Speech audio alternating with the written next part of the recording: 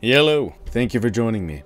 In this segment, we'll take a closer look at the two fighters and derive what led to the 1-second knockout. First thing we can note, Blue Trunks does look rather fidgety. You can tell his nerves are going off, which is normal, and actually some fighters do thrive off these nerves, like John Jones, Cub Swanson, but in this instance, as we soon find out, they actually work against him. His opponent in the black trunks, Mike, does appear more composed, but also appears to be bigger. Perhaps they are in the same weight class, with Blue just being taller. Nonetheless, Mike does look like he has a physical advantage. Now to the knockout. The technique he used was a roundhouse that chambers similarly to the ones used in taekwondo, also landing flush with the fastest portion moving of the leg, the instep popping his opponent on the dome with that speed. Look at the distance he covered as well. The distance and his precision lead me to believe Mike in the black trunks has strong depth perception. I'll further reinforce this with another one of his KOs. We'll dive into that as well. Notice when the strike is timed. The moment Blue Trunks moves his back leg forward, that is when Mike decides to explode off his back leg. Watch. Blue's lead leg plants. Mike has already transferred his weight to his lead leg, and he's exploding in. Blue sees it, tries to pull away, but his momentum is still traveling forward.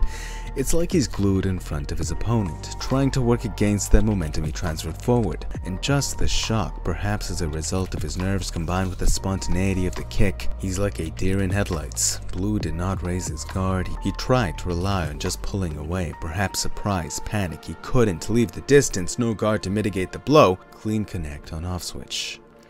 Mike had no gauge for this kick. He could just see and feel the distance timing needed to land the strike. Was it luck? Maybe. But before we decide, let's look at another clip. This is Mike's next fight, a 3.5-second KO. Notice how Mike loads up his hips right before he explodes forward. He does this on the half beat of Blue's lead foot the moment before it plants. He did this against the half beat of his previous opponent's back foot. Mike's first opponent moved his back foot forward, then lead foot. This one, if you look at Blue's shadow, he moves his lead foot forward, then back foot. It's the opposite.